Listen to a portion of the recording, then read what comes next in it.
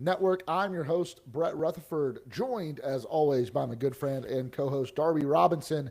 And today, we have a very special guest, contributor to draysbay.com and writer for Baseball Prospectus, Brian Menedez. Brian, welcome back to the show. It has been so long. I'm so excited to be back. Yeah, it's been at least a couple of years. It's been way too long, but I'm glad you reached out to me a couple of weeks ago. Um, I really want to talk to you about some of your pitching insight and expertise, especially ahead of the trade deadline. This show is going to be all trade deadline based. We're about 10 days out, but before we get into some potential Rays ads and talk about the guy they already added, Brian Baker. Darby, I think we do have to talk about All-Star Week, what that was like. Junior Caminero, I think, he came up short. And it feels like the Rays, these were our two best chances to ever win a home run derby with Randy and Junior. Junior comes up short, finishes second place, but has his coming out party that we were all looking forward to on a national stage in one of the most watched sporting events of the summer, MLB's Home Run Derby. What did you think about his performance? Oh, it was spectacular. It was a lot of fun. It was he was electric. He like definitely announced his presence with authority. He definitely made some people like take notice of what he's doing and like who he was. I mean, that guy just turned 22 like a week before that. And so to put on a show like that, hit some absolutely mammoth bombs, and then to get to the finals, right? Like, I mean, he had a pretty spectacular, like, immediate dispatching in the semifinals. 1 minute, like 12 swings, and then like bam, he was on to the finals. And yeah, I mean, it was really close there. I mean, you lost to the guy who has the most home runs in the American League. And it was pretty close. It was, what, 3 home runs that decided it? Yep, it was 3 home runs. It was very, very close. Raleigh, I mean, he's really good. I mean, he's gonna probably break Mickey Mantle's home run record for switch hitters. He's almost certainly gonna break the catcher record. Like, really, really incredible stuff. Like, a really strong argument for AL MVP this year as well. Yeah, I mean, it literally, if Judge isn't doing what he's doing as good as he is, like he would be running away with it. He still is gonna make it a nice close. So you lose to him, you lose to that guy. Like, I think that's nothing to hang your head in. And I think he did enough to definitely, I think, want Major League Baseball to want him back. Oh, I mean, I think if you look at his face at the end of it, the Home Run Derby is normally a fun event, and I'm not doubting that he had fun and had a blast and he put on one hell of a show, but he was crushed that he did not win that. He is very competitive, wears his heart on his sleeve, and that's what we love about him. But not only do I think Major League Baseball will invite him back, I think Junior's picking up on the first ring for that call the next time it comes. I want to get into the trade deadline of it all. We're 10 days out. Part of me, other than the Baker trade, which we're going to talk about, I'm kind of shocked. Like, this is maybe around the time that you start to see that first move that begins that domino effect for the last week and a half, 2 weeks of the deadline. Maybe the waters are a little calm right now around baseball. Or maybe we'll get some breaking news to talk about on tonight's show. It wouldn't be the first time that we got to do, basically turn it into an emergency reaction. So I've got the game on, so maybe I'll be on Hug Watch. Ha-Seong Kim did leave the game, but I'm pretty sure that was due to injury, nothing else. Yeah, he had a pickoff play where he came back and kind of maybe jammed his finger a little bit. Yeah. He stayed in the game and stole a bag, but okay, you never know. It could be just like cautious. Yeah, but probably not a trade. We are live on youtube.com/@RaiseYourVoice Show. If you are watching us live, make sure to like this video, subscribe to the channel, turn on those notifications for whenever we go live. And, of course, also still available wherever you get your podcasts. Let's jump into it. Brian, we've got you on the show. I want to ask you about Brian Baker, the Rays' first trade acquisition of the trade season, and bring him in from Baltimore. He was a setup man there. Some of the numbers have struggled a little bit different, have struggled a little bit more this year than in previous years. But talk to me about Brian Baker and what he brings to the Rays bullpen. Yeah, I mean, I think he's been a veteran arm on some good Orioles teams in the last couple of years. We know the Orioles are not very good this year, so but he's been an important piece for that team over the last couple of years. I think the Rays were looking for somebody who was controllable, and I think he's under control for I think 3 more seasons after this one. Um, if you just isolate his like strikeouts, walks, and like xFIP, he's having the best year of his career so far. He's been a little oddly homer prone, Mhm. which is not great, especially for somebody coming to Steinbrenner Field. But you kind of hope that that number regresses a little bit. Right now he's running a 19% home run to fly ball rate, which is just ridiculously high. Even coming into a hitter's park, you expect that to regress a little bit. Um, yeah, I think my hot take here is that he's being brought in to be the backfill for Pete Fairbanks, Wow. whether he's somebody who goes in free agency or whether he gets traded at this deadline. And I know I'm kind of like foreshadowing to what we're going to talk about later in the podcast, but I think he's that type of guy. He's got the high velo fastball. He's got a new changeup grip, and that pitch has been getting a lot better results this year than in past years. Um, and then yeah, I think he's a guy that's going to do well in the race system. He's another guy who's like oddly tall, right? Yeah. The Mhm. Rays love pitchers who are just like really tall. Um, and yeah, I think he didn't have a great first game. I don't know if he really should have been pitching in that first game that he was in, Yeah. being Let's that talk he about was that. being that Let's he was on talk a about that plane earlier decision. that day. Yeah. I mean, listen, if you ask a professional athlete whether they can play or not, they're going to tell you yes, 100 times out of 100.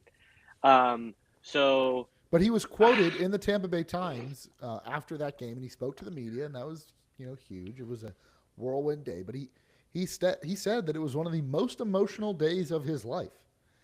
He yeah, rushes to get to Fenway Park, and you know, I don't know. My take on it is the Rays and Kevin Cash specifically have done something similar to this before, where the new guy comes in immediately thrust into a high leverage situation. It's a vote of confidence, and every time I've seen it before this one, it's worked out really well, and we laud Kevin Cash for it.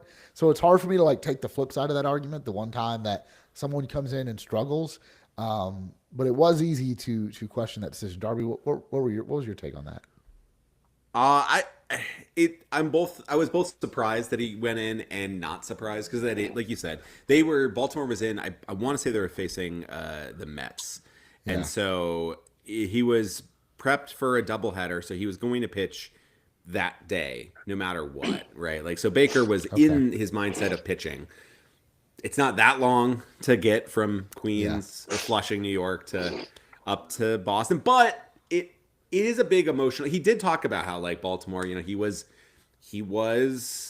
like this is the team he came up Right. from. This is the team that he had pitched for. This is the only organization he had pitched for, and so I think yeah, it's got to be a bit of an emotional taxing, and I I don't know. I think it's one of those signs where it's like you got him for these moments. You say, bring him in, send him in there. This was the moment, and it didn't work out. And to be fair, that if you look at that inning, he did give up the lead. He gave up a couple of runs. He didn't pitch terribly. Like No. it was he gave up some like weak contact. I mean, like he had like a squibber up the middle that goes for two. Like the walks were the problem, right? And that was the yeah, nerves. Baker doesn't walk anybody. Like that's one of the amazing things about him is he is extremely hard to get a walk on, and that's why this year with the really the walk rate has stayed the same. The K rates jumped up, and which is what's caused his huge K minus BB rate to like go at it, astronomical. Is he is still a guy that does not give up the free base, but now is also striking out people even more. So though the two walks at back to back, that was the sign of like, okay, this guy's definitely not right. Like this is not him. That's probably the mental part of it. And yeah, listen, I'm sure Cash, like Brian said, like I'm sure Cash went to him and is like, all right, if we need you, can you go? And he was like, hell yeah, absolutely. Because you wouldn't have traded for him if he said like, nah, actually, I'm not feeling it, dog. I'm yeah, just not feeling it today. It's kind of yeah. it's kind of a little rough. Like you'd be like, okay, that's not a good sign. I don't love this Yeah, and then to immediate thing. Yeah, for sure. And then again, if I could just to spit off some metrics on his new Please changeup do. from last year, he ran a 20% whiff rate on his changeup. This year, it's 35%. Wow. By expected weighted on base, he ran a 323 last year, which is like roughly league average. This year, it's running a 156 expected weighted on base. The shape is he's getting about 2 more inches of drop, about another inch and a half of run. So I think he like switched grips in the offseason, and I think that's been the big difference between the two pitches. So I want to talk about the return. It was an interesting return. Mm-hmm. I had some mixed thoughts on it. The 37th overall pick in the draft, which is not something you were able to do, but it is a compensatory pick. It's not in the true second round, so you are able to move it. And the Rays did. It felt like something that maybe the Rays would acquire a pick like that instead of trading one away. But ultimately, they got a controllable arm, a guy, based on everything that Brian just rattled off there. I mean, it's clear that this is a target for them. It's clear that he was a valued member of the Orioles bullpen. And so this was, again, Neander seeing a clear need in the bullpen and going out and addressing it and spending whatever it took to address it. And in this case, it was the 37th overall pick, which I'd have to pull up the numbers to see what the slot value is for that pick and give you I guess, a general basis for the value of that pick. And then you take into consideration the level of player and how much surplus value they'd provide. But there's a lot of damn good players that get taken in that range. And there's a good chance that there's an everyday major leaguer and a potential all-star with whoever the Orioles took, and I don't even know who it was. But do you guys have a reaction to that return, and was it shocking to you in any way? I don't. I think that's a type of trade. It's a little shocking, I guess, because of the Rays. Because the biggest thing is not just the pick, but the slot value that affects all the other picks.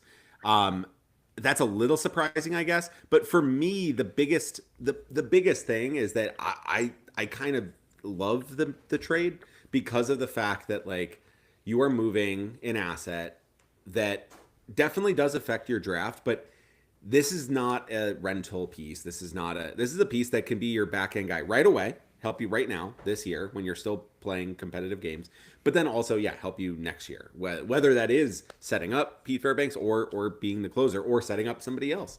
I like the aggressiveness of using a draft pick to get immediate need. The Angels have been doing this by using the draft picks to draft players that they then promote like a couple of weeks later. But this is similarly kind of taking advantage of those rule changes where you can now trade compensatory picks. Why not take advantage of that? Why not set the deadline and be like, let's see the best see the best reliever we can get, and it's a couple of days before the draft. This is now a new deadline, right? Because that's a guy. Baker's probably you probably have to sweat it out for another couple weeks. You have to sweat it out until a week from now when you're at the deadline, and now you have to compete with other people. This is a different thing. You have created your own scarcity and go out and get that. I don't know what else they were shopping for, but I would not be surprised if there was a couple of options on the line there where teams are calling and saying, okay, 37's on the board. Okay. If what were they looking at, like Seth Halverson of Colorado? Were they looking at, Jordan Leisure of Chicago? Like, were they looking at like these other relievers that have multiple years of control? And those teams are now like, this is not a trade deadline with every team. This is now a trade deadline with one team. Yeah, and I think we've seen to an extent the Rays be willing to, I don't want to say overpay, but we've seen them be willing to spend on somebody who they think is a reliable, controllable bullpen piece, right? I'm not talking about somebody who is like DFA'd and they're like taking a flyer on, right? But we keep talking about Pete Fairbanks. I mean, they gave up Ian Jabot and Nick Solak to get one relief pitcher. And, Nick Solak had a good couple of months, and Ian Jabot never really became anything. But we all thought that was like a massive overpay. So I think it is in one sense, like the structure of the deal is surprising that they did give up, I think it was like a competitive A balance pick, and we've seen them turn that into like, major league talent. But I do think it kind of tracks. I do think it kind of is in line with what we've seen them give up for a reliable, controllable bullpen piece. Yeah, I think it is clear. Like the Rays find someone they like. I think about the Nick Anderson trade, right? Lucius Fox Yep. was it Lucius Fox? No, that was the Brett Phillips trade It was No, Jesus that Sanchez. Sanchez, yeah, a name that we might talk about for Nick Anderson. Oh, that's right. Yeah, he was with for Nick yes. Anderson. Yeah. That's right. Yeah, a guy who has turned out to have a solid major league career. Nick Anderson, though, was instrumental. Ultimately, Possibly one of the best bullpen runs in. I know we're going to get off my tangent here. Yeah. Probably one of the best bullpen runs in Rays history. No, but I think that's important. Insane. It's Insanely important to good. note the track record and proof of concept of the Rays doing trades like this. Yeah. So they might not be done, right? I mean, I think there's still room for improvement in this bullpen, and you might also have one or two outgoings that you would need to replace either internally or externally. So Brian, I know you've come prepped with a couple names. I know Darby might have a couple as well. But Brian, let's get into it. Who else should we be looking at right now over the next 10 days for the Rays to go get? Cool. I have 4 bullpen names and I have a starter. I love it. Starter. And so I think two things. I think Fairbanks gets traded for more than one reason. I think it's because even if the Rays consider themselves a contender, I think they have enough backfill we already talked about Baker to kind of slide in that role. I think another reason is because he's an impending free agent, and this is something we talked about before this podcast started, is that when it comes to the Rays and guys on rookie contracts, they very rarely carry them to free agency. And Fairbanks is somebody who's going to be a free agent at the end of the year, and so is Zach Littell. So in my mind, it's a foregone conclusion that both of them are getting traded. With that said, so 3 of the 4 guys I'm about to say for bullpen pieces have pitched against the Rays this season. Yeah, let's go one at a time, and let's break down one at a time. Totally. Victor Vodnik from the Rockies is a guy that I super, super love. He throws hard. He's got that kind of like classic pronators triangle thing that the Rays have been seeming to like target over the offseason and this season. So think like Eric Orzi, think Brian Baker, think Mason Englert. Even though he hasn't pitched a season, Alex Faedo kind of has that same kind of pitch shape relationship. Super, super good splitter, high octane fastball. Pitched against the Rays, I think the first or second series of the year, like really looked good to me. He's having a really good year, so I don't know if he's available. I don't know how good the Rockies think they are. It's kind of one of those things.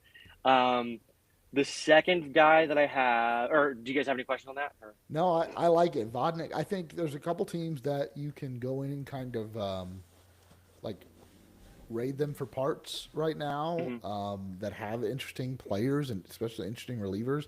I know there was a tweet, and this is kind of a nothing burger, but that the Rays had scouts at the Twins-Rockies game amongst other teams. But you mentioned a Rockies reliever there.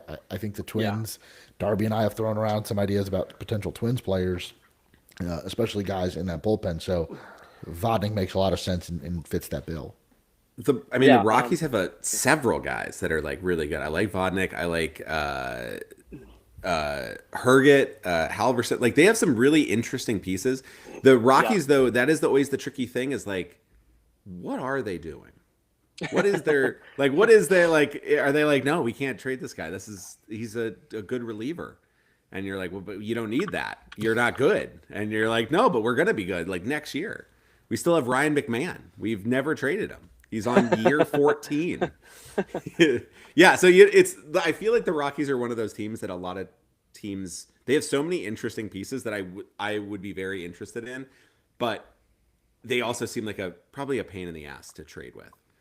Like there are certain teams I feel like are just like, you're just like, Eric is probably like calling them and being like, God, I want this guy, but I have to deal with this song and dance here. Yeah. Another guy I really like who pitched against the Rays more recently is JT Ginn from the Athletics. Just had that demon sinker, reminded me a lot of like prime Clay Holmes, like circa 2022, 23. I think he turned the lineup over against the Rays and just like they could not. He was just so good. Really good sinker. Again, another guy, like I don't know if he's available, but he's with the Athletics. ERA is kind of high, so maybe they're kind of like undervaluing him. And Joe Boyle, I mean, that's like a kind of a prime example, right? Is that Joe Boyle probably shouldn't be available from the Athletics with the way their timeline is, but he was. So Yeah. like Ginn is, I think, that's a great pick because like I wouldn't be trading him if I was them, but they have done that. So you definitely call because like everybody's calling for Mason Miller, right? And Yeah. like they're definitely not they're not trading him. And if they were, you don't want to pay the price. But Ginn also seems like a player you could stretch out, right? Like Yes, absolutely. that could you get him now as a reliever, and then you say, hey, going into next season, why don't we try starting him, right? I mean, the sinker is the best pitch, but he's got multiple fastball shapes. He really needs to work on developing probably a better breaking ball, especially if he wants to have success as a starter. But like he feels like he's just like maybe 2 adjustments away from being a successful starter. Yeah, totally. Um, Another guy who I have on my list is Andrew Hoffman of the Royals. He only has 2 major league appearances to his name, but he's another guy who throws harder, another guy who's really tall. That's one thing one of the criteria I was looking for. Um, and he has a really high arm slot, but he has an outlier changeup. So basically, he has a really high arm slot, and his changeup falls faster than the rate of gravity. So that alone is super outlierish. I think he gets like 6 inches above average of drop in his changeup. Um, he's somebody who I would be super, super interested in. Um, he averages about 95 on the fastball, and the changeup would just completely wipe out. Kind of fits that pronator's triangle kind of mold too. Um, but hasn't pitched against the Rays as far as I know. But yeah, he's another guy who looks super interesting. And then the last guy is from the Pirates, a guy named Colin Holderman. Yes. He's another guy, super tall, good extension, throws hard. He's more of like a bendy pitch shape kind of guy. He's kind of like if Colin McHugh threw 97. That's kind of what he reminds me of as far as like the pitch shapes go.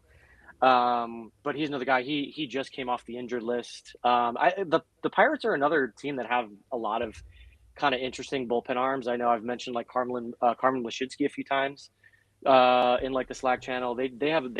I think there are a couple of guys worth calling about. So those are 4 bullpen guys I have. So it looks like Holderman was optioned. Yeah, a lot of these guys who I have, I think Holderman and Hoffman, I think are both in AAA. So that was kind of part of my calculus as far as like just guys who are just maybe need some playing time to get their breakouts underway. But yeah, it could also be Ginn and Vodnik optioned down to AAA. Yeah, totally. Because yeah, even get if that shuttle going, even if there's one more addition, I mean, first off, the 40-man's full, and I think there's plenty of other guys that you could DFA, right, at the bottom of the bullpen and guys in AAA. But if there are ingoings into the bullpen, I think we'll see some outgoings, and we'll get to Fairbanks in just a second and the starting pitchers as well. But you said you had one more starter, right, Brian? Yeah, I had one starter who I really like, and I'm operating under the assumption that Littell gets traded, and maybe one other starter gets traded that we'll talk about later. Okay. But Merrill Kelly's a guy that I've loved for a long time, and I know the Rays have been linked to him. He would be like a true rental in the sense that he's going to be a free agent, so you're really only getting him for a guy who's going to give you quality innings down the stretch in the playoffs. And I like that he's a guy who's been there before. He pitched a lot of big innings for the Diamondbacks in the playoffs and the World Series run. And he's just a guy who just like pitches quality innings. Because I think for me, I look at a guy like Zach Littell, and he's been great in the regular season. But I think he gets squeezed out of the playoff rotation anyway. So I think like having some sort of upgrade over him, if the Rays, maybe win 7 out of the next 10 games and are back in the playoff hunt and really see themselves as a contender, he's somebody that's maybe worth upgrading over. I think Miller Kelly is the guy who's Again, I don't know who's available, but I like Merrill Kelly as being that guy. Yeah, and I he think was in the Rays system for a number of years. That was Yeah. I mean, Yeah. Eric Nander was an employee, but he was nowhere near bef- being the GM. before he went overseas. Yeah, and sort of then came back a completely changed pitcher.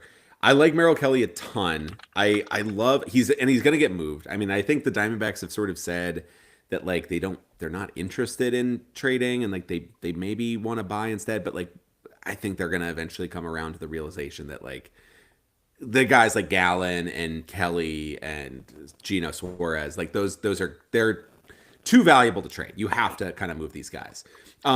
So I love Merrill Kelly. I think he is like the Pokemon evolution of Zach Littell, right? Like that's like the top evolution. Like the Zach Littell becomes Merrill Kelly. So yeah, you definitely have that guy, and he has that, like you said, he has bullpen. He has playoff pitching. Like that is something that, as much as we like to be more analytically minded, that's a big part of it. It's having the confidence to know that like that stuff works in October, and you can pitch there, and you've been there, and the lights aren't that bright. Arizona's got a bunch of interesting like also rentals that are in there, like Lourdes Gurriel. If you're looking for like a right-handed hitter who can boost up against lefty pitchers. You have some interesting. We've talked in the offseason about like Jake McCarthy and Alec Thomas as like potential center field options. Both lefty though, so maybe not as useful with Chandler Simpson's emergence. But Arizona's got quite a few options there that are outside of the big. I think Gino Suarez and Gallen are like the big star names that are on the move potentially, and Josh Naylor. But yeah, Kelly is like I think Gallen is really interesting, but I would rather have Kelly this year. Absolutely. Like as a rental, I don't know if I want to touch Gallen. He's been very kind of all over the place. If he can harness it, great. But like Kelly's been solid, just rock solid. Yeah. And that is Also, exactly. also arguably having the best year of his career. Speaking of the Diamondbacks, while we're on the Diamondbacks, could this be an opportunity to buy low on Brandon Pfaadt, or do we just not believe in Brandon Pfaadt at all anymore? I think I would still buy low. I think maybe I might just be like stuck with a bunch of Brandon Pfaadt stock, and I don't want to sell, and I'm just gonna ride it out. But I feel like there's something there, and this year just feels like a weird cursed year for the Diamondbacks, right? I feel like everything nothing worked. Yeah. You had Corbin Carroll get injured. You had Zach Gallen be completely inconsistent. Corbin Burns blows out his arm.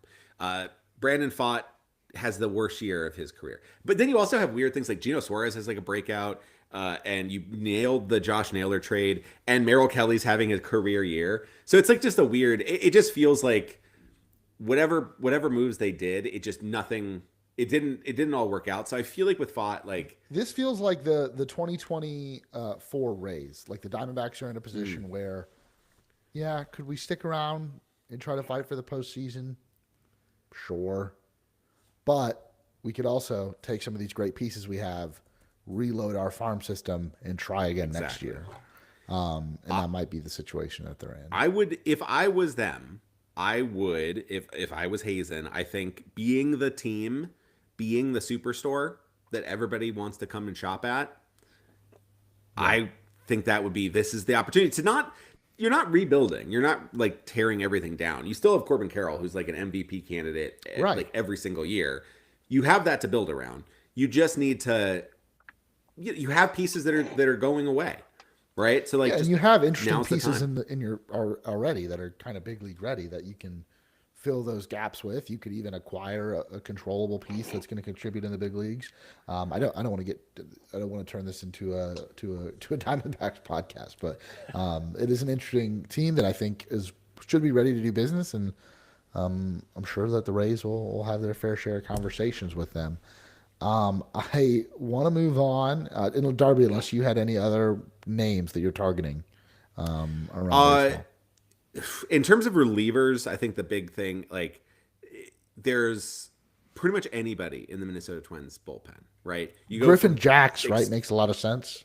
Griffin Jacks is amazing. Might I think be he's gonna very have a ton of expensive. suitors. Yeah. I think you have like so many guys. I mean, like Duran's gonna be like their big star piece that they may or may not trade. And Jacks, I don't think is they have the any. next guy. And I don't think they have any desire to trade Louis Varland because he's still so controllable and showing. I don't know. I feel like that is the type of guy like I think they could see a trade. Like I think I think that's a harder piece to get, but I think that's in there. I think you have Brock Stewart would be fantastic. Yeah. Cole Sands is not even that bad. Like I think that wouldn't be that's a cheaper one. But yeah, no, it's a fascinating pen. I've always actually liked Justin Topa. I don't think he's had. I was just gonna say I like Justin Topa too. I've liked him since like his Seattle days and his Milwaukee Brewers days. That pen, I'm like just looking at it now. Who did I have I not named? Danny Colombo. Danny Columbine, Coulombe is a guy I like too. Yeah. And Mizowicz. The two lefties. That's like. This is insane how their bullpen is like so. Also, speaking of a cursed team this year, the Twins, like everything has like seemingly just not quite worked. Yeah. They had like a 12-game winning streak and they still are like. And we talked about trading for Rocco Baldelli, getting him off the hot seat in Minnesota and just getting him back There on the you coaching go. staff with the Rays. And we've had to use a backup first base coach this week, so he could have filled in there too. Brock Speaking Stewart of guys who sticks out to speaking me of a guys lot. who are really tall, Bailey Ober could be somebody who's interesting as well. Ober is a Has a guy who decent I've looked at track in the record. past when the Rays Has a have decent been track shopping record, for having a starters. really bad year. Mm-hmm. Yeah. Yeah. Thing about Bailey Ober is that like you bring guys in like that to make them good, but Bailey Ober has kind of already been good. Yeah, I think we've seen the best of Bailey Ober, So it's and Yeah. maybe. Maybe. you know he's had with dealing with injuries, but he'll have 5 full seasons in the big leagues and probably a couple more after this bouncing around even if it's not with Minnesota. But yeah, I think the Twins and Rays make good dance partners. I don't know. Rays and Mariners kind of seem like they're I don't know. Maybe Neander and Dipoto won't be on the phone much this year, but that's usually kind of when they strike when we're not expecting them to make a trade. We've already seen that movie so many times. Yeah, I think what's interesting, and they keep making it with Seattle, with Seattle, right? I'm actually It's gonna be I'm wearing Rays 7, a Mariners Seattle 8. thing. With Seattle, the biggest thing is they have excess pitching. Their bullpen has been not as great as it normally is this year, and so like there's pieces that you'd like, but they need offense. They need offense, Right. and they need bats bad. And like the Rays are kind of in a similar boat. They kind of need that too. They don't really have like. So you're saying and- the Rays couldn't offer Jose Caballero in exchange for I don't know Luke Raley? We can make that switch back, why not? No, they need like, here's the thing, like a Brandon Lau or a Yandy Diaz would look really good there. I think Bob Seymour is the offer that they would offer, but the problem is like the Mariners they can't keep doing that trade. They can't keep trading for like the Bob Seymour. They need to get like the big piece. And they have done that in the past. When they traded for Eugenio Suarez, when they traded for Jesse Winker, which didn't work out in the same trade, Randy Rosarena, like Luis Castillo, they've done some of those moves. Why does it always feel like the Mariners are one bat short? Because they don't buy that one bat. But it That's feels the like problem. they They have, leave it on the. like you have Julio, who is I don't know. He's obviously not showing what he did at the very early parts of his career, but he is still steadily producing. Randy Rosarena having one of the best offensive years of his career, he's definitely and like we carrying talked about earlier, Cal Raleigh having one of the best offensive seasons of all time ever. Yeah. And it's like they still need offense. It's like it feels like they have the pieces. But maybe I'm looking at the bottom of that lineup, and maybe that's where the issue is. There you go. Yeah. Just keep it. Once you look past Raleigh, once you get past Raleigh, suddenly you're like, what the hell? You're like, Jorge Polanco is the best bat left in this Miles lineup. Mastrobuoni's on this team. I did not know He's been playing a job ton, anymore. and he's been playing a ton. That's not a good thing. They have needed Miles Mastrobuoni to produce a lot, and you don't want to be in that situation. The Mariners are still in the Mitch Garver business. Yeah. Yeah. Yeah, It's fascinating. this is a team that has Luke Raley and they're rostering Austin Shenton in AAA. So like, And yeah, where does Bob Seymour even like play on this team? Dipoto will it's find a way. they need like some big piece. They need a big bat.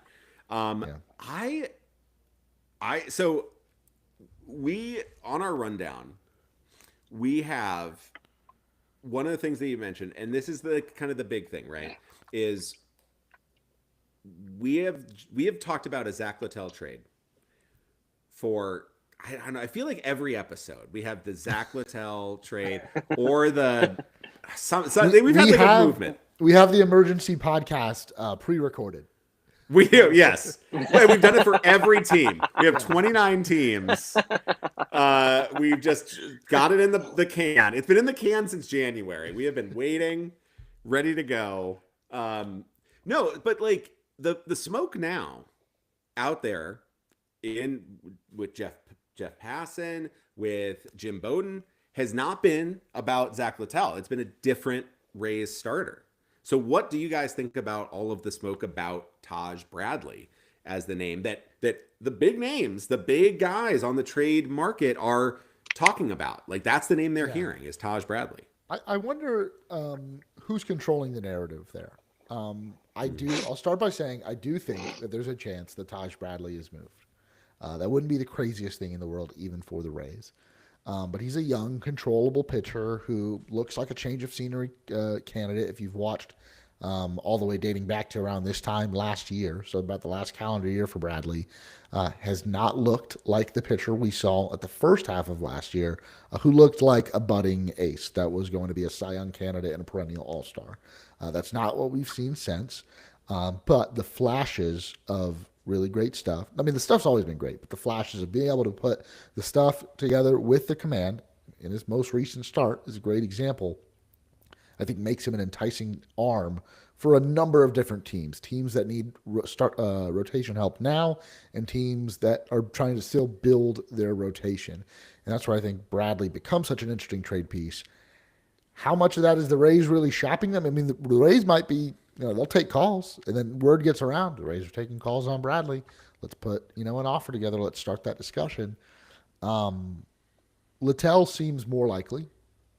He is on an expiring deal, or becomes a free agent, not an expiring deal, but he's in his last year of team control.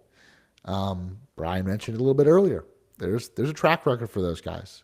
The Rays don't typically just let them walk. Littell not signed to an extension and has 2.5 months left before he can become a free agent. So to me, a Bradley deal wouldn't shock me. I see why, but Littell does seem much more likely. Brian, what do you think? I think there are two reasons why Bradley gets traded, and I think both of them make it more likely. I think the first reason why he's traded is because the Rays are out of it. They want to retool, and Bradley can get you a good chunk of prospect capital back. Or I think a really good big league player. That's what I was going to say. The second reason he gets traded is because he can headline a package to get a big fish, right? The Rays, as much as they love acquiring prospect capital, they have the prospect capital to trade. And I think we've talked a lot about Stephen Kwan is a really good fit for the Rays. I think Taj Bradley is somebody who can, headline a package there. This is going to sound crazy, but Ronald Acuna, I think the Braves are a team that needs to retool. And if anybody has the players to get that deal done, I think that the Braves could use a young controllable starter. They're ravaged with injuries.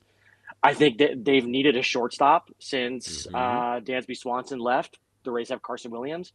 I think Josh Lowe is a decent enough backfill for him in right field. And then you throw in Georgia. another. From Georgia. And then you throw in maybe another, top 10 prospect. Maybe Braden Taylor's a good fit as another versatile kind of infield piece. I know that sounds crazy, but I think that if there is a big fish to be had, I think Taj Bradley is the one who headlines that return. And then in the same way, I think also if you're going to trade him to a contending team, then you could get a lot back for him as well. So I think for both of those reasons, Taj Bradley is.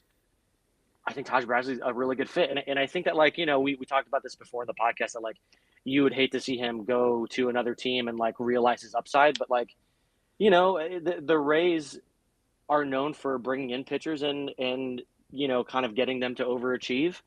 And there have been players who leave the Rays and do the same thing, and I think that's okay, right?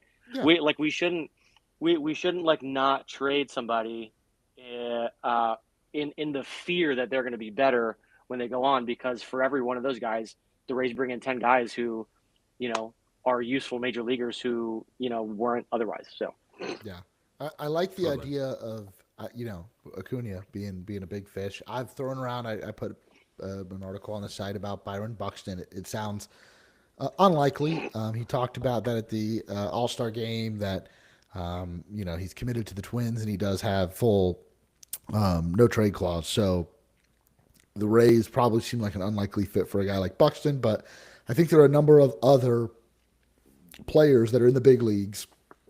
I don't know. Look at the Dodgers, either big leagues or in AAA ready to come up. I think there's plenty of moves that could be made. I wonder, and I'm sure there'll be plenty of discussions. I think where I struggle to see is those discussions where both sides pull the trigger on a deal that big. It feels, I don't know, the Rays have shocked us before, but it feels like this deadline might be like a little quieter. We'll see. I mean, there's guys that we know will be traded, and then I don't know about any other big deals that come in at the last minute. yeah, I think the Reds also could be, if I'm thinking about Yeah. landing spots for Reds Taj could be Bradley. They have a interesting. lot of really interesting position players. I know Steve Kinsella dropped Matt McClain. That would be a good one. Who's another guy that I like? I mean, you could go at some of their, I don't know, there's younger guys like Christian Arroyo. I haven't checked on him and how he's done through their system. But They don't. Rays don't need another first baseman, but Oh, Encarnacion Will Benson's Strand has another not guy. been doing anything. Will Benson would be interesting. Another lefty, And but he's huge power. also he's been relegated to the bench because they're moving Noelvi Marte to the outfield. Mm. So yeah, so that could be another interesting. Yeah, I think the Reds would be a good trade partner too. Sorry, I didn't mean Christian Arroyo. Did I say Christian Arroyo? Mhm. Edwin I think you might have. Arroyo. Edwin Arroyo. Edwin Arroyo. The switching short. Just want to get Christian Arroyo. I think he's available. I think Christian Arroyo is available if you want him. We could have him. Oh man. Him and Coco Montez. Yeah, there you go. Okay. Return. So the starters, yeah, I mean, Darby and I have touched on it a little bit in previous episodes, but Rasmussen seems safe. Joe Boyle seems safe. Shane Baz, where are we at with Shane Baz? Right, Ryan Pepio also seems safe. Could a Shane Baz still? Today didn't do anything to help his stock getting lit up by the worst team in baseball. But I don't know. Is there a move to be had there? I think for all intents and purposes that Taj Bradley and Shane Baz are kind of the same guy in the sense that they're both like high upside, albeit underachieving, controllable starting pitchers. I think that Bradley probably has more upside. I think Baz is the better pitcher now. But I think that like talking to a team who's looking for somebody in that realm, I think you kind of just like let them, Bradley or Baz, take your pick. Yeah. That's kind of where I'm at on. Do you hold on to Baz because he has less trade value, so you don't want to trade away the similar pitcher and get a lesser return? Like if we're gonna move a starter, let's move the guy that's gonna be part of that's gonna get us a bigger return. Where Baz feel like if they were to trade Baz, it feels like it would be an underwhelming return. And you're like, well, we don't really need, two lottery pick pitchers and an 18-year-old catcher that we have no idea what he'll turn into. Let's hold on to Baz and try to retool him here. Yeah, I think Bradley probably has better trade value. I mean, I don't need to rehash the reasons why I said, but there may be a team or two that values Baz over Bradley. Yeah. There may be a team who's willing to overpay for that. You got to remember the Rays were once very high on Luis Patino. So Mm-hmm. like there's And there's we were always all gonna very high on the Blake Snell return until they all slowly wilted away. Cole Wilcox still in Prospects, Durham, but like there's a Noelve Marte. Speaking of, that was a thing that Mariners were like, that's a big piece to give up for Luis Castillo. yeah. Marte has been, kind of and pop for And PEDs, then and then sometimes you give away Joe Ryan and it doesn't work out like the other team. It reaps the sometimes reward. there's the other prospect. Yeah. yeah. So you just focus on the Joe Ryan trade and be like, Shane Baz has more strikeout rate than Joe Ryan did in the minors, and he's done it in the majors. Yeah. He's not as pretty though, and that might be the deal breaker. Um, There's very few. No offense to Shane Baz, there's very few that are prettier than Joe Ryan. The next guy we need to talk about, though, is Pete Fairbanks. Pete Fairbanks he was in trade rumors all summer and through the all last summer, and then through the off season. His name has come up a lot this year. And the reason we're focusing, I need to mention this, on these three names specifically. We'll talk about a few other guys, but Taj, Littell, and Fairbanks is that all three were named in Jeff Passan's top 50 trade candidate article on ESPN.com today. Bradley, I think he ranked them. I don't know how he ranked them in terms of impact for whatever team they were on.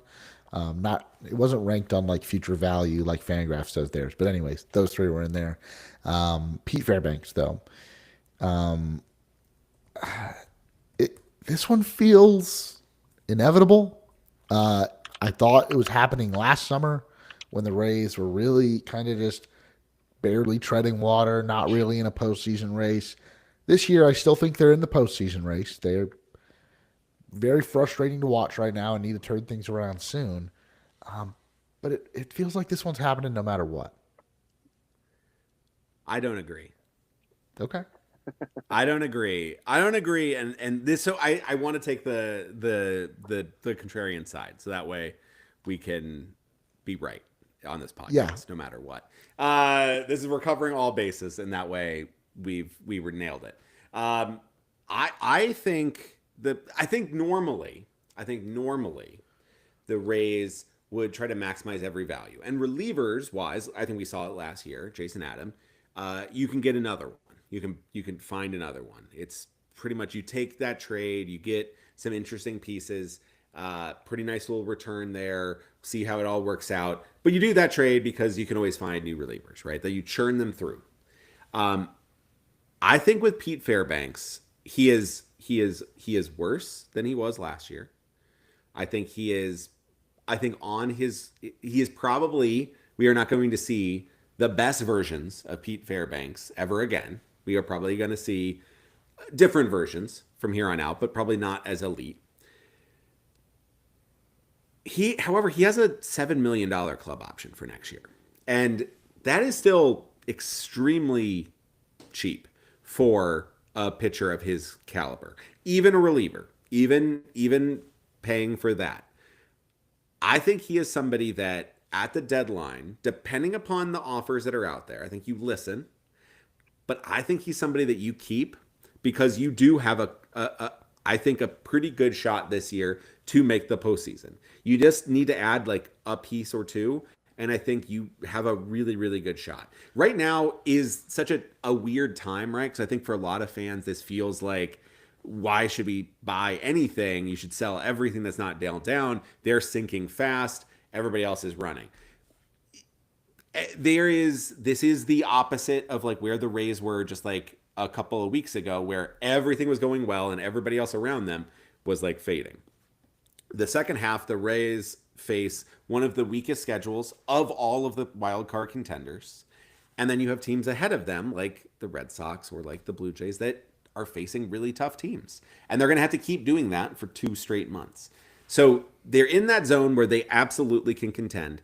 You keep Pete Fairbanks because he is not only a really good pitcher in that bullpen, you're one of your few reliable arms, but he's also the guy that I think is the glue guy in the clubhouse and in the bullpen. He's a leader. He's a person who absolutely other people look up to. And I think he's somebody that you keep for that reason. And then you can evaluate in the offseason. But that you pick up the club option, $7 million, you can still trade that to somebody Yeah, in the offseason. when closers are really expensive. When even like Raziel Iglesias, the husk of Iglesias is probably going to get like 10 or 12 million. Yeah. Iglesias I mean, hopefully not after this season, but maybe. Who knows? Yeah, Alex Cobb got 15 million, and he still hasn't thrown hasn't a pitched. pitch. Right.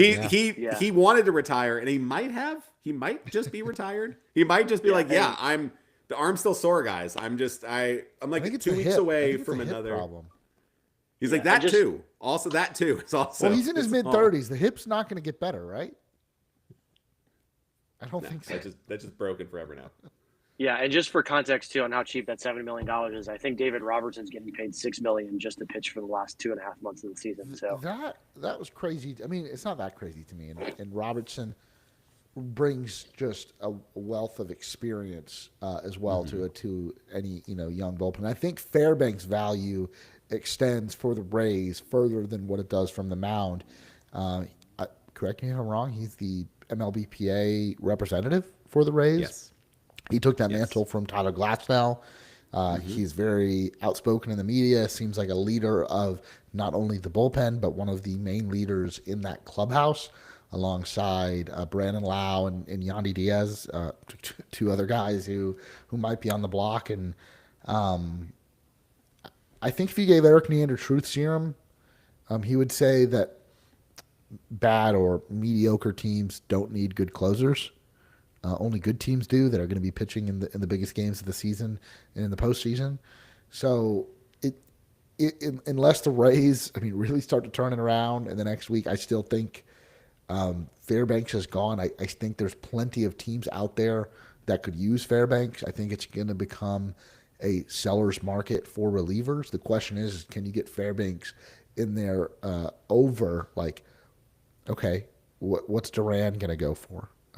What are some of these other high-end relievers going to go for? And then how does that set or impact Fairbanks' value? Are there like other guys in the Twins bullpen that aren't their closer that teams will value more than Fairbanks because of their control and some of the other stuff that seems to be on the rise where, like you said, Fairbanks might be in a little bit of a decline. Not saying it's going to be a rapid decline, but with relievers one season to the next, you never know. And there's also been health concerns with Fairbanks. And you could make the argument for all those reasons that he'll stay or that he'll be the first one to go over the next 10 days.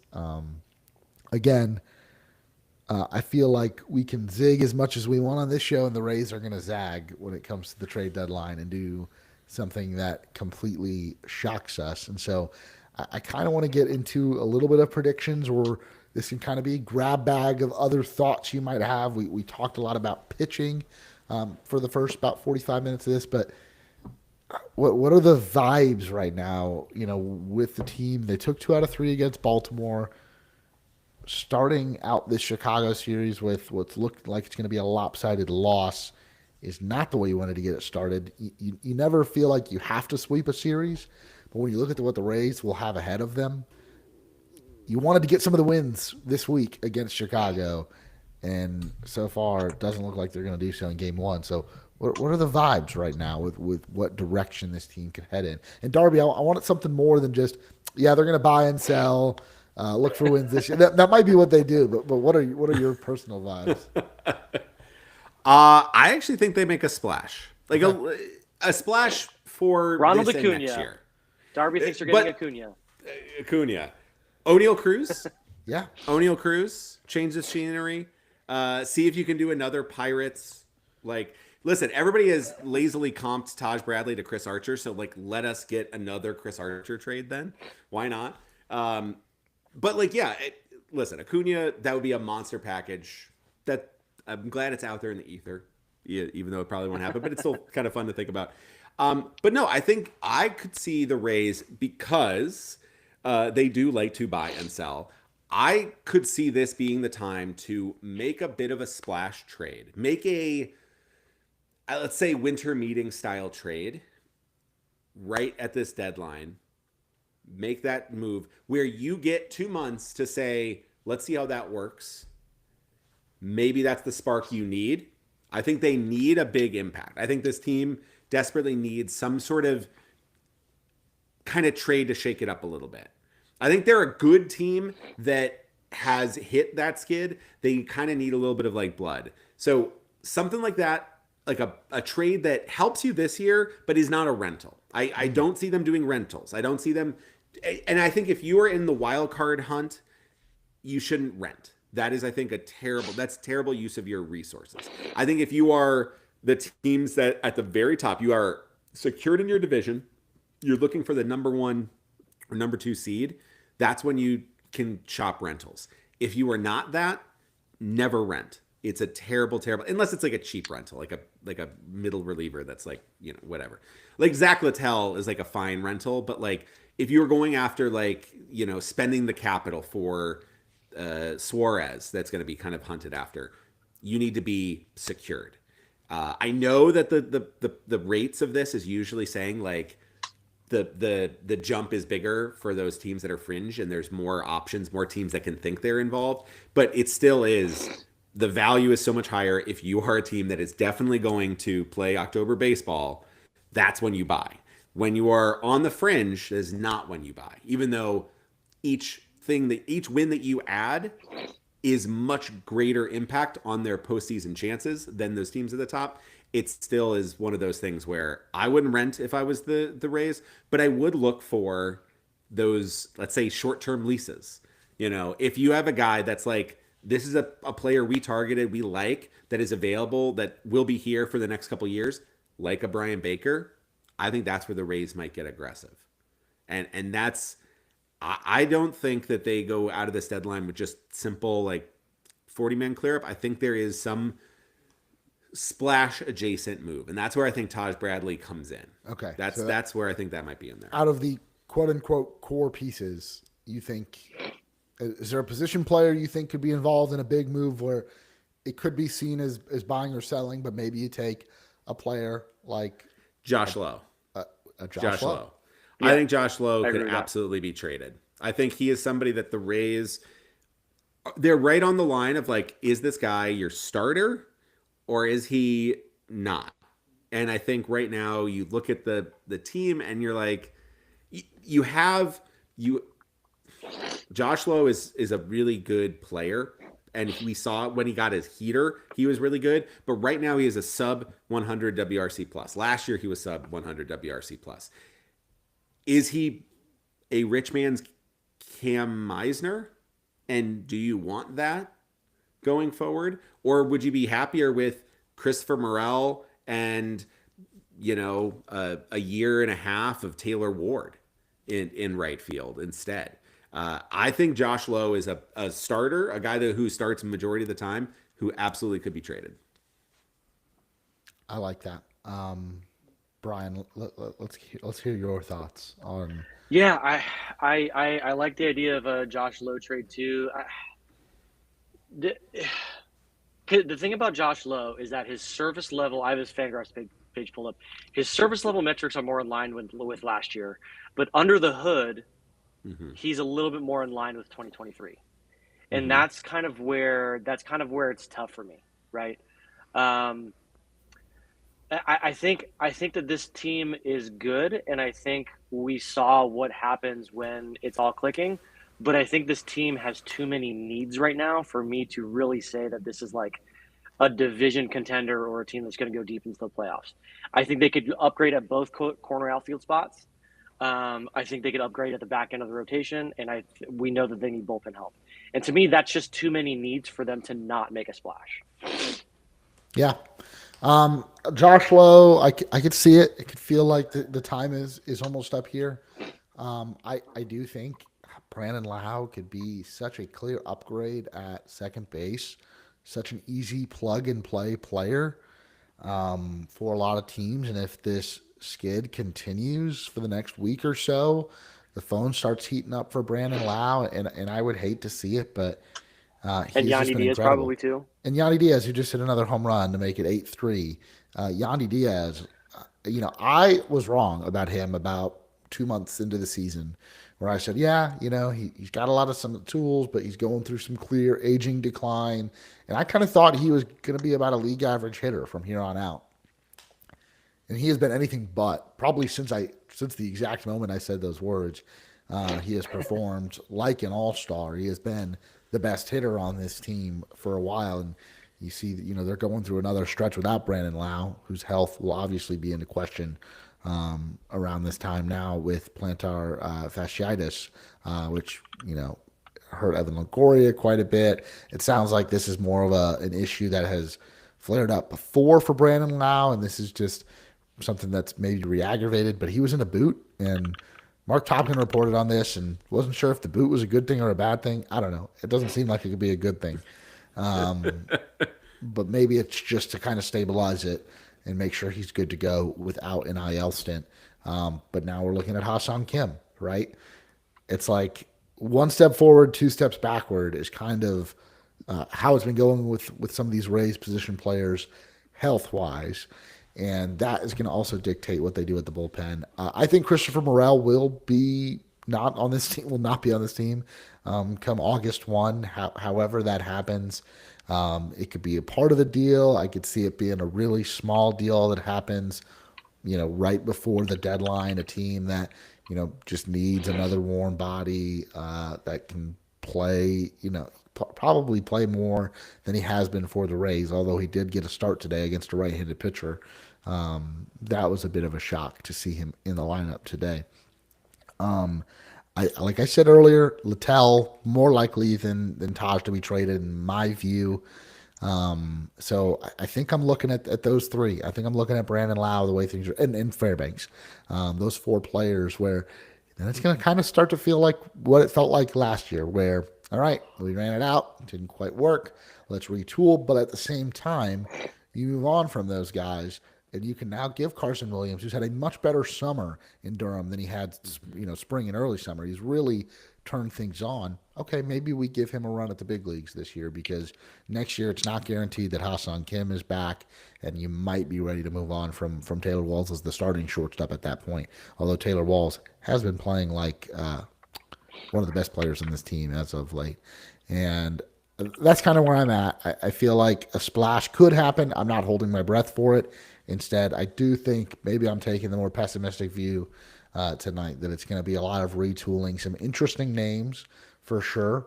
It could look similar to last year's deadline, where you went out and you get like the next Hunter Biggie or someone like that. So I'm not feeling great about where things are headed. I felt a lot different about this team a month ago, and I'm sure a month from now my opinion will be very different. We're wrong all the time throughout the season, and that's what makes every season, like, I forget how long the season is and how many twists and turns it takes. The story is different every day, and that's what we love about it.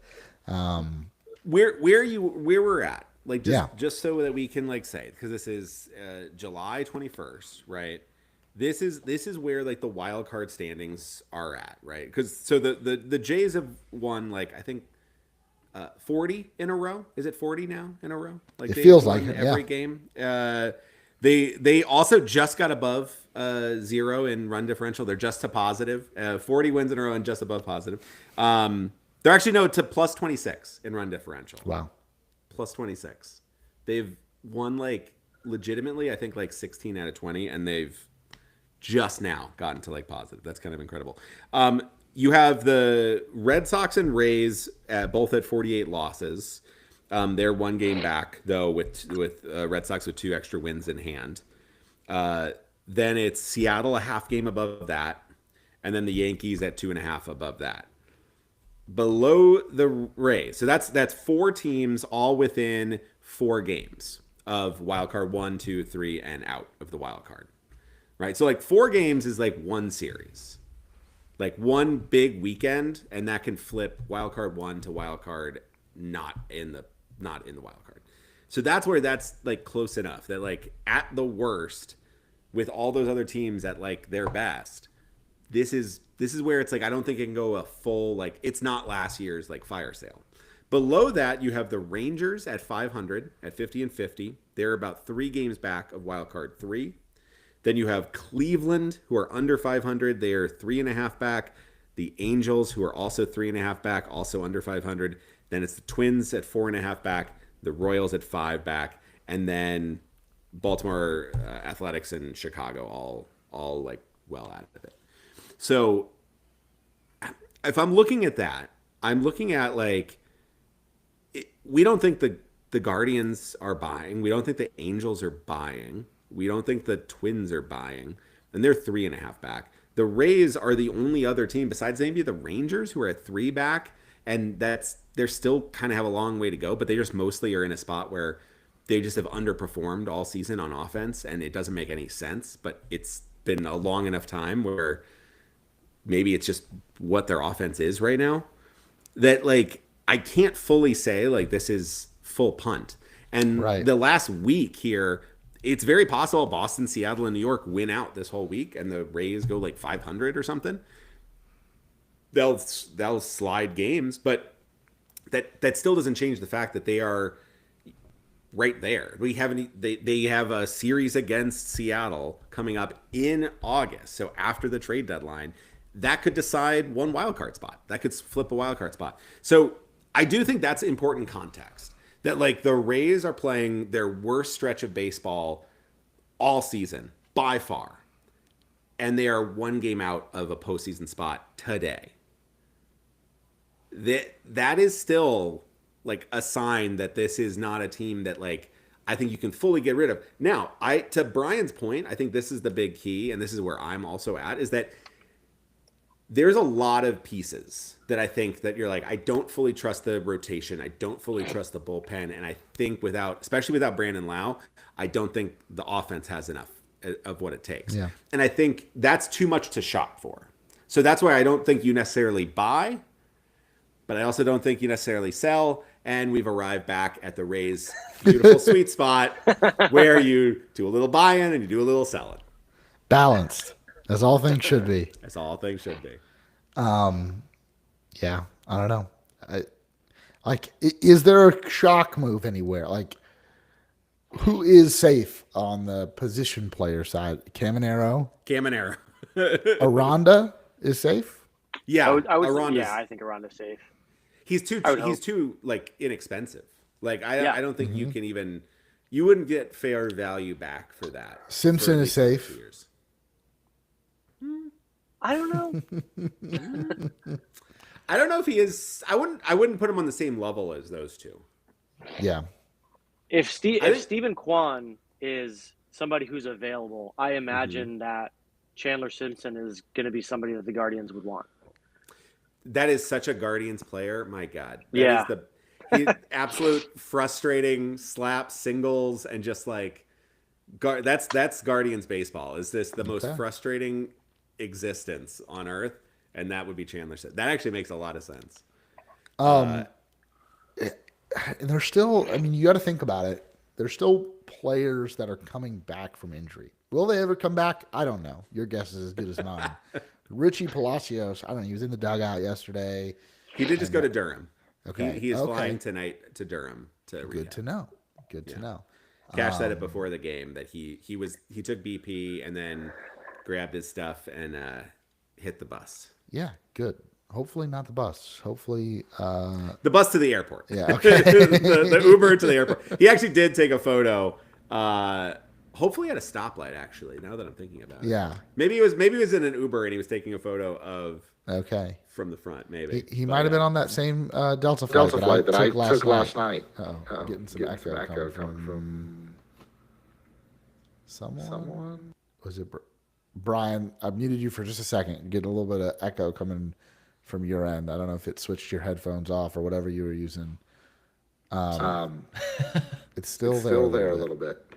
Okay. All right, I'm gonna give you a second. But yeah. Palacios, DeLuca, who else is hurt?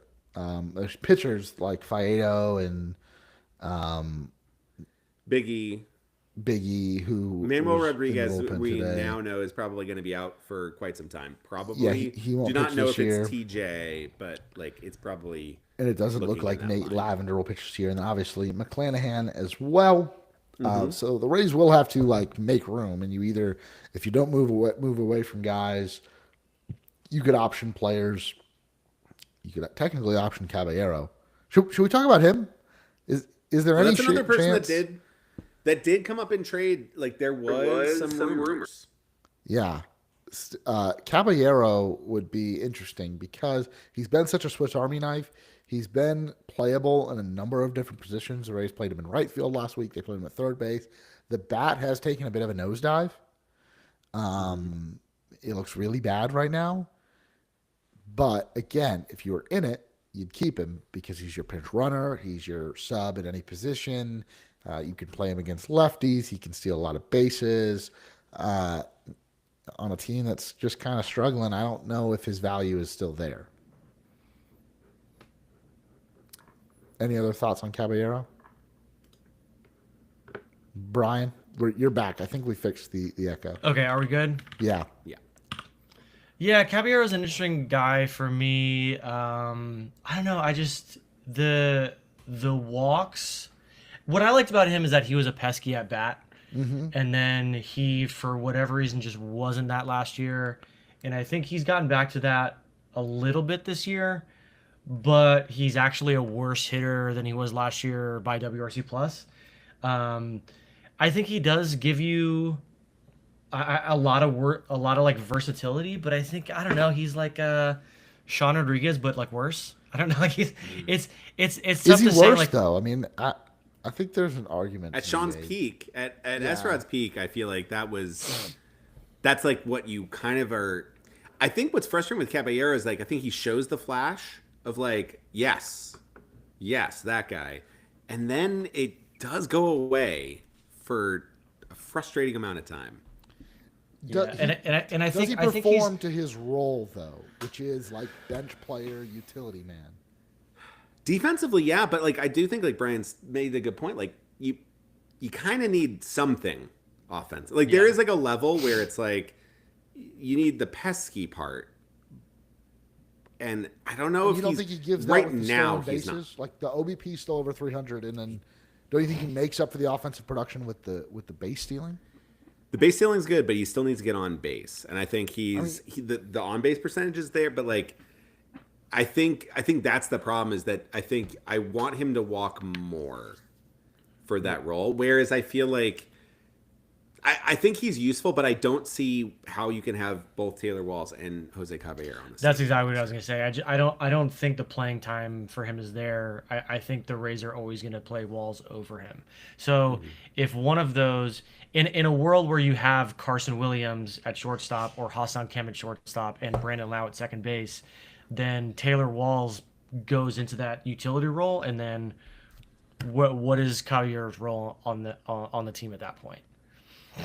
So I mean, you could move like especially if you're acquiring an outfielder and you don't need the guy that can play infield and outfield, then Caballero becomes a little more expendable. Where Walls is your backup infielder at like any position. And you have Meade on the roster that can play third, and you're playing either, I don't know, Cameron Meisner, or maybe you bring Trey Morgan up. Or is this when corner outfield? Or is Caballero the move that you make because because one, Christopher Morel has not like gotten as much playing time as you're kind of like confusingly, but also do you make that is Caballero the corresponding move for DeLuca when DeLuca gets back? So it becomes. Listen, it becomes easier to trade him. It's hard for me to think of like any corresponding moves like that. Like people will be traded. Like there will be moves, and I have no idea what the roster will look like. So it's hard for me to say that. And our guy Jordan Leisure in the game now, pitching the eighth for the White Sox. I just don't see Morel being here. Then you can just bring DeLuca up in the Morel role, and he just plays more center field. And maybe there's a little bit less playing time for Mangum, or a little less playing time for Simpson, or maybe Simpson goes down again. I think that one is unlikely. I think you want Simpson to work through the issues that he's gotten better. He looks a lot better at the plate. He looks about the same in the outfield, which is not good. And I think you're at the point where now you just want him to work through that this season, for better or for worse when it comes to this year's team. And I don't know. You can make those decisions. Caballero, though, is versatile. It would be one of those where the Rays will trade him if the right offer comes in. But maybe they view the future of Caballero more so than the present, like where the present Caballero isn't helping them at all if they're going to be around a 500 team. And the future of Caballero might be a guy that steals less bases, that maybe loses some defensive value and hits even less because he's 29 years old at this point, and will be getting into his 30s. And maybe you trade him now because the value isn't going to be higher than it is today. I'm just not sure what his trade value is. I think that maybe one of the reasons why he does stay is like he has an option. He has full like utility, like he can go anywhere. So you do look at that and you go, okay, maybe he's just might as well just keep him than trade him. So I think that's where I don't see a Caballero trade as likely, but he's somebody that I could see a team wanting to like add. Like he's a useful piece. The issue I've had is, and we can talk a little bit about the rest of the league. One issue I've had, and I've had it last year too, is I look around the league and I'm like, man, the Rays have quite a few players that would be great fits with the Yankees. For a while it was Yandy Diaz, and they got Paul Goldschmidt, and then I'm like, I could a player like Caballero. I'm like, yeah, he could plug in play a little bit of third. You could stick him out in the outfield, although their outfield is pretty set in stone. But when you want to give Judge a DH day or someone else a day off, you can play Caballero out there, a guy they can bring off the bench in certain situations and play against lefties. And I just don't want to see any of these guys. Last year with Fairbanks and the Yankees rumors, I don't want to see any of these guys traded in division. But I'm like looking at the Red Sox, I'm like, this player, when they needed a first baseman, man, Yandy Diaz would look great with the Red Sox. I think his name was thrown out as like an idea, and then like it kind of blew up as trade rumors a little bit. And I don't think he'll end up with the Red Sox, but man, he'd probably be a pretty good fit there. So we've already seen one interdivision trade between, I guess, the fourth and fifth place teams, which is pretty inconsequential. So I'd be shocked to see many more. But the fits do line up. I got a team for you. Caballero to the Padres. I think he fits there. I mean, he feels like a Padre to me. He feels like a Marlin a little bit too, but definitely a Padre. But like and Padres are a team that's going to the playoffs. Could use somebody that's your bench piece, pinch runner, plays a bunch of different positions. That's I'm where I at the do Padres wonder. bench right now, and it's not very good. That's like it's 4:00 on deadline day. Maybe teams missed out on the piece they were going after, and they say, who's a guy that is, we know what we're going to get. He's going to be a pesky at bat. He's going to run the bases well, and we can play him anywhere. Let's go get Jose Caballero. Call the Rays. Just, I'm sure there's a pitcher in our system that they like. We'll give them that pitcher. One thing I want to throw out there as an idea, just as the general thing, and it's just a question that I had for both of you is, how much, if at all, does the fact that the Rays, widely reported and officially reported and unofficially confirmed by Rob Manfred, are being sold with a deadline of looking seemingly like going to happen sometime in September, but would take effect at the end of the season, right? Sternberg will control the team no matter if the sale goes final, like tomorrow. He controls the team until the end of the season, and then the new ownership group would take over. How much of them being sold affects the potential of a Yandy trade or a Brandon Lau trade or Pete Fairbanks trade? And I'm going to leave that open-ended in terms of it makes it more because, they want to clear the books, or it makes it less because the new owner wants to have that opportunity to be like, well, Yandy and Brandon Lau are kind of star players, all-stars, fan favorites. Like, I want to have my chance to decide whether I want to keep them or not. It will have an impact. Discussions are being had, the future of the franchise. I don't know if there's players on there that are in discussions. Like, I don't know, maybe if this happens a year ago, maybe that plays into the Randy trade discussions. I don't know if it's happening with a Brandon Lau or a Yandy Diaz or a Pete Fairbanks. But it will have an impact. That's for sure. Do we have any other final thoughts? Last chance to get this out. I'm hoping that by the time we've recorded this in the couple hours it takes me to get it published, that no trades have gone down. There's been nothing else during the show, but it feels like we've covered a lot. If there's a big one and we can make it work, we'll do an emergency episode. If not, we still have time before the deadline for another episode next week, and then we'll do, once all the dust settles, what it looks like for the rest of the season, what the outlook is for the season. But right now, they're still trailing 8-3 in that game one against Chicago. So that is going to do it for this week's episode of Raise Your Voice. Thank you guys for listening.